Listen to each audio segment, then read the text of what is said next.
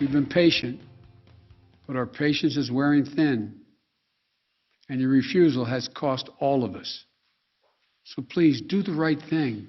Good evening, my fellow. President Joe Biden taking his most forceful action of the pandemic, announcing sweeping vaccine mandates. Hi, and thank you for joining us tonight. I'm Kelsey Carlson. And I'm Randy Meyer. Running out of patience and speaking directly to the 80 million unvaccinated Americans, the president announced new vaccine mandates. Among them, all employers with more than 100 workers must require vaccinations or tests for the virus weekly. Workers at health facilities that receive Medicare or Medicaid must also be fully vaccinated.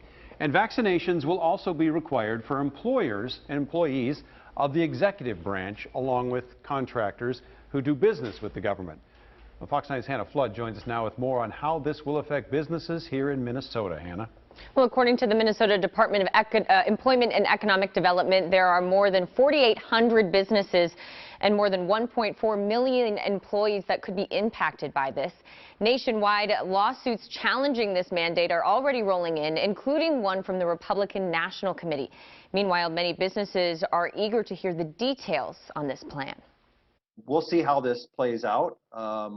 A lot has to be discussed yet. President and CEO of the Minnesota Chamber of Commerce, Doug Loon, says he and thousands of businesses in Minnesota are waiting for details on the president's vaccine mandate during a time when they're already considering the health of their employees. But this adds a new level of complexity to that and burden on businesses at a time when they're really focused on getting back to business. Loon says he's also watching to see if legal challenges put the brakes on the mandate.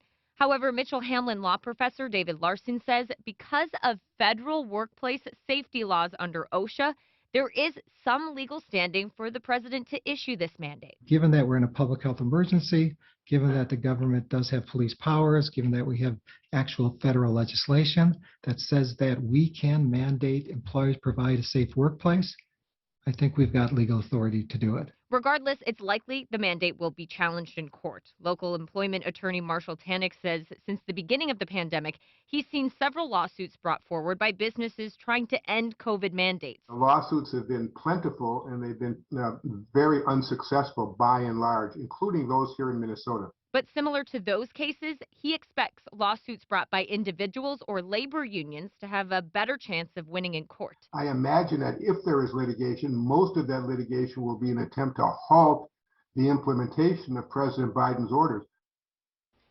Now, a lawsuit could halt this mandate before it's implemented. Still no details tonight on when all of this could take effect. Now, part of this mandate says unvaccinated employees can instead take part in weekly testing. Now, who pays for that testing and what responsibility businesses have to arrange for that testing is still one of the many questions that employers and employees have tonight. Randy and Kelsey.